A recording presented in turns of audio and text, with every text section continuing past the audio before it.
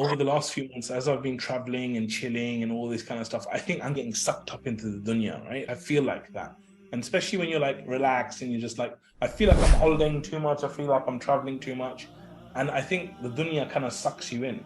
And this is something I've been thinking a lot about as well. And I was really happy because today I went to Jummah here. And usually I go Jummah in Turkey, and obviously I don't really understand Turkish. But the khutbah today was in pure Arabic. And most of it was ahadith from Imam Nawawi and all these. So I understand bits and bobs. And the whole khutbah, it was all about death. The whole khutbah, it was all about death. And all the things around death and all this stuff. And I was like, I'm so glad I went to it because I feel like it's the exact thing that I need. And so when it comes to being akhirah focused, all these things, for me, I feel like this is anything. Like any question, if you said, I want to do more of this, but you said akhirah focused, which is a really good thing. So the first thing that comes to my mind is actually content, right? If I was to hear this khutbah regularly or every day I was taking content similar to that about death, about the akhirah, all of these kind of things, I think it will be really good to get your mind focused. So for me, it's about, if you want to be more focused on the akhirah, you need to take in content on the akhirah every day. And what I would do is, rather than doing like general reminders or general Islamic stuff, I would actually go very specific to the akhirah. So if you want to focus on the akhirah, you should be taking in content on the akhirah. And the truth is, the best series on the akhirah is the hereafter. I don't know if it's still available, but something like that where you're just going through the akhirah like regularly every day, content-wise, I think that will be very helpful to get you focused on that.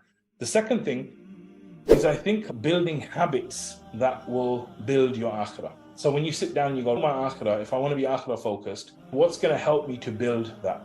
And of all the things that I could do, which one do I do most naturally? Which one do I like doing? And then go with that. So if I really like fasting, I'll be like, okay, you know what? I'm just going to fast like Dawood alayhi salam every other day. Or if I really like reading Quran, okay, I'm going to read like one juz a day. Or if I really like praying, I'm going to do the tahajjud every night. Like whatever it is, choose something that's going to be a habit that is going to build your akhirah. So one is content, second one's habit, right? The third one I would say is triggers, okay? Triggers, this is a bit of a weird one, right? But I remember when I was living in Nottingham, they had a group, which is a really good group, right? This is a janazah group. And what they do is they basically announce janazahs. So if anyone wants to pray a janazah, they can attend a janazah. Okay, I didn't really go to many of them, unfortunately, but being in that group was amazing. Why? Because you're just going about your day normally, and then you would read a message that says, you know, brother Sohail has passed away. For me, that triggers amazing. Why? Because I might be out at a theme park with my family, I'm just doing my thing, and then I look at my phone and I see a trigger that this person's passed away. And for me, it's very powerful. Why? Because no matter where you are, like death is going to come. And when it comes, it's going to be like that. There's no delaying. There's nothing. It's just going to come. Even though I left that city, I'm still part of that group because I just found it very beneficial for me to have that constant trigger when I don't expect it, reminding me of the akhirah and stuff. So if you can set up triggers like that, I think it's a really good thing. And then the other thing I would say, the fourth thing, is responsibility. Responsibility. What do I mean by this? If you want to do something to build your akhirah, one of the best things you can do is take on a responsibility. And this is one of the reasons why when I started practicing more, I took on different responsibilities. So I always talk about me working at the Muslim Youth Helpline. This part of doing this was to please Allah, to do volunteering, to build my skills, to do something good for other people, to make a difference. So I started doing volunteering. So I did that because I wanted to build my akhirah. Same with teaching Quran for children. I was like, this is a good thing, good habit. It's something the Prophet said, the best of you are those that learn the Quran and then teach it.